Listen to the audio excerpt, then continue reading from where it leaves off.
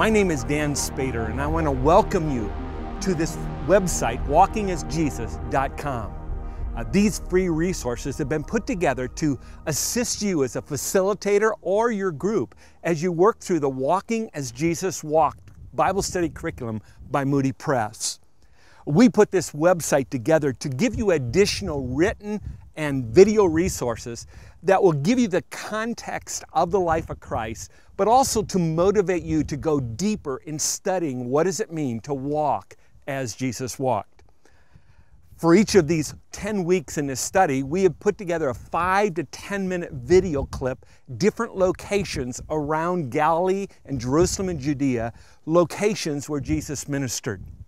30 years ago, I was challenged to study the life of Christ developmentally, taking a harmony of the Gospels and looking at Jesus' life. What did he do the first year, second year, third year, and fourth year? And as I began to study that harmony and study how Christ developed his disciples in a developmental way, began to realize that Jesus had a very clear strategy. Through the years, as we put together that training material, we have seen thousands of pastors and youth pastors and church leaders go through that material, looking at how Jesus created a movement of multiplying disciples. Right now, I'm standing here at Mount Arbel, overlooking the Sea of Galilee, where Jesus performed most of his ministry.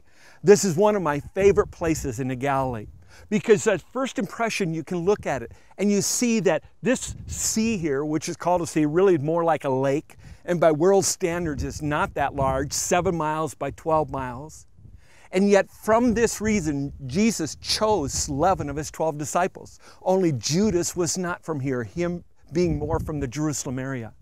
And from this region, Jesus literally turned the world upside down, investing his life into his disciples, doing most of his miracles right from here. As a matter of fact, it's said of Jesus' life as he invested his life into his men, that within 2.5 years in Acts 5, they filled Jerusalem with his teaching. Within 4.5 years, you're at Acts 9, and it says they were literally multiplying churches.